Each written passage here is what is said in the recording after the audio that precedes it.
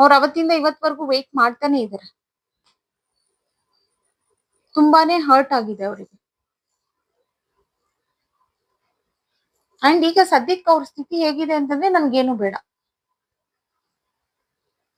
ನೀವು ಬೇಕು, ನಿಮ್ ಜೊತೆಲಿ ರಿಯೂನಿಯನ್ ಆಗ್ಬೇಕು ಅಂತ ವೇಟ್ ಮಾಡ್ತಿದ್ದಾರೆ. ಕ್ಲಾರಿಫೈ ಮಾಡೋಣ. ಯೂನಿವರ್ಸ್ ಪ್ಲೀಸ್ ಕ್ಲಾರಿಫೈ ಮಾಡಿ.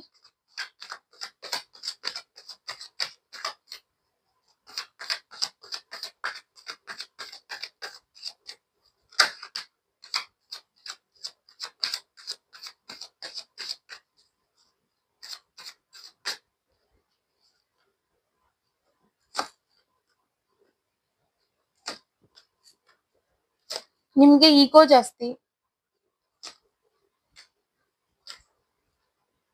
ನಿಮ್ ಪರ್ಸನ್ಗೆ ಅಂತ ನೀವು ಟೈಮ್ ಕೊಡ್ತಿರ್ಲಿಲ್ಲ.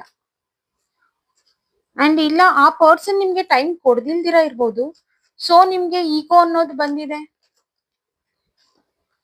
ನನಗ್ ಬೇಡ ಅನ್ನೋ ರೀತಿಲಿ ನೀವು ಮಾಡಿದೀರಾ, ಆ ಪರ್ಸನ್ ನ ದೂರ ಮಾಡಿದೀರಾ, ಅವ್ರ ಲೈಫ್ ಇಂದ ನೀವು ವಾಕ್ ಅವೇ ಆಗಿದ್ದೀರಾ, ಎಂಡ್ ಮಾಡಿದೀರಾ.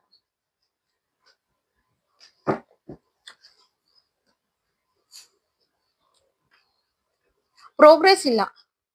ಅಂಡ್ ನೀವ್ ಏನೋ ಮಾಡ್ಬೇಕು ಅನ್ಕೊಂಡು ನೀವು ಬಿಟ್ಟೋದ್ರಿ. ಬಿಕಾಸ್ ಆ ಪರ್ಸನ್ದು ಕೆಲವು ತಪ್ಪುಗಳಿದಾವೆ, ನೀವು ಬೇಕಾಗಿ ಏನ್ ಬಿಟ್ಟೋಗಿಲ್ಲ.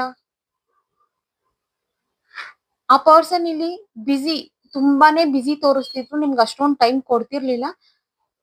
ಒಂದು ಫೈನಾನ್ಷಿಯಲ್ ಗ್ರೋತ್ ಆಗೋದಿಕ್ಕೆ ಅಂಡ್ ಅವ್ರ ಕೆಲ್ಸದಲ್ಲಿ ತುಂಬಾನೇ ಬಿಸಿ ಇದ್ರು.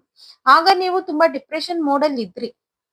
ಅವ್ರು ಯಾವಾಗ ಟೈಮ್ ಕೊಟ್ಟಿಲ್ಲ, ನೀವು ವೇಟ್ ಮಾಡಿ ನೋಡಿದೀರಾ, ಇವತ್ತೆಲ್ಲ ನಾಳೆ ಸರಿ ಹೋಗ್ಬಹುದು, ಆ ಪರ್ಸನ್ ಕಡೆಯಿಂದ ಸರಿ ಹೋಗ್ಬೋದು ಅಂತ ನೀವು ತುಂಬಾನೇ ವೇಟ್ ಮಾಡಿ ನೋಡಿದೀರಾ. ಬಟ್ ನೋ ಯೂಸ್, ನಿಮ್ಗೆ ಹರ್ಟ್ ಆಯ್ತು.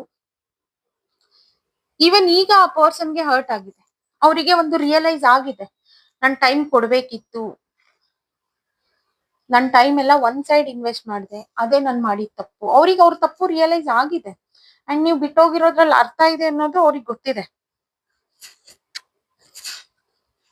ಓಕೆನಾ?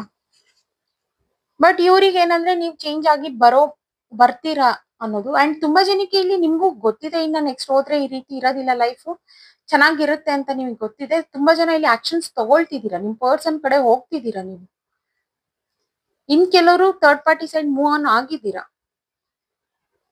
ಅಂಡ್ ನಿಮ್ ಪರ್ಸನ್ಗೆ ನಿಮ್ ಹತ್ರ ಬಂದು ಮಾತಾಡೋ ಅಷ್ಟು ಧೈರ್ಯನೂ ಇಲ್ಲ. ಇವ್ರ ಫೀಲಿಂಗ್ಸ್ ನ ಸಪ್ರೆಸ್ ಮಾಡ್ಕೊಳ್ತಿದ್ದಾರೆ. ಅಂಡ್ ಹೇಳ್ಕೊಳಕ್ಕೂ ಆಗ್ತಿಲ್ಲ, ಬಿಕಾಸ್ ನೀವ್ ಹೇಳಿದ್ ಮತ್ ಕೇಳೋದಿಲ್ಲ. ಸೊ ಇಲ್ಲಿ ನೀವೇ ಆಕ್ಷನ್ಸ್ ತಗೊಂಡ್ ಹೋಗ್ತಾ ಇದ್ದೀರಾ ತುಂಬಾ ಜನ.